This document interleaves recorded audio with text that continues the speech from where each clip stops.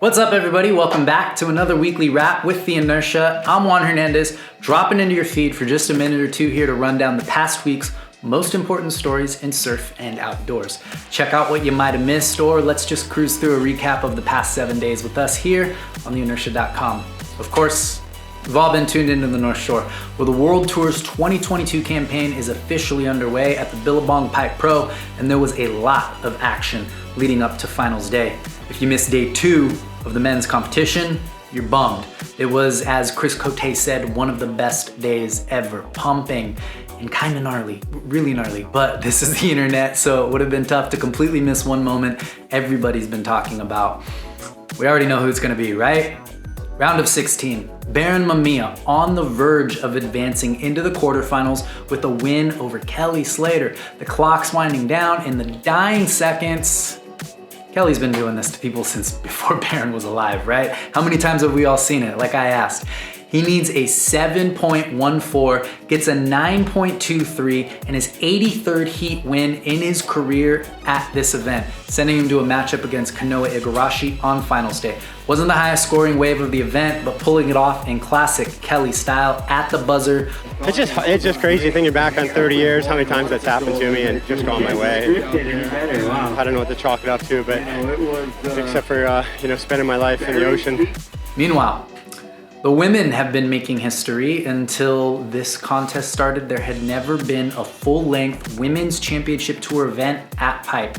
Plenty of people have been calling for it for years, of course, including Coco Ho, who wrote a short piece for us back in 2013 explaining why it was all long overdue.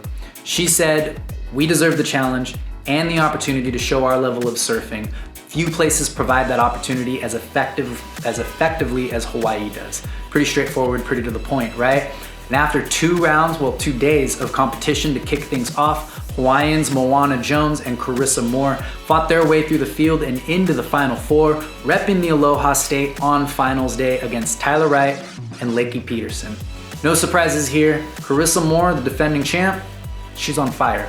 Here's a stat for you. She hasn't lost a World Tour elimination heat earlier than the semifinals since the Corona Bali Protected in May of 2019. That means coming into Pipe, Carissa Moore hadn't finished lower than 3rd in 15 straight events. That's not a bad streak at all. Just so much energy you do feel out on the reef. There's so much power, and then on top of that, just how much history out here.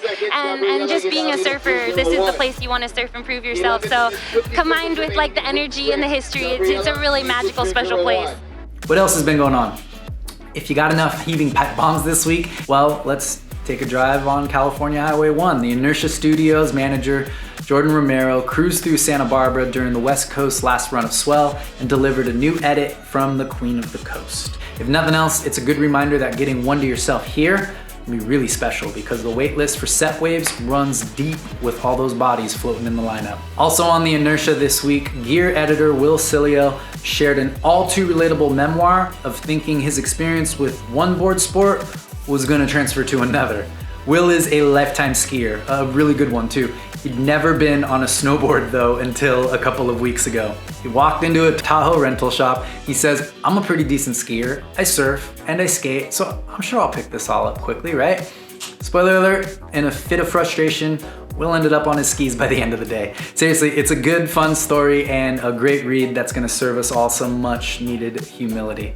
Also, contributing writer Ella Boyd penned a love letter to Maine and its raw winter surfing, waxing poetic about covering one's face in Vaseline and hiking through knee-high snow, all for a few waves. And speaking of making an obscene effort to get in the water, New Yorker Owen James Burke has destroyed his fair share of surfboards on the subway. He delivered his own letter, this one to his infatuation with foamies, so much so that he's even named one of them Metrocard. Now you can find those stories and plenty more on theinertia.com. Just drop in and check us out in the meantime. That's a wrap for this week, everybody. We'll see you next time.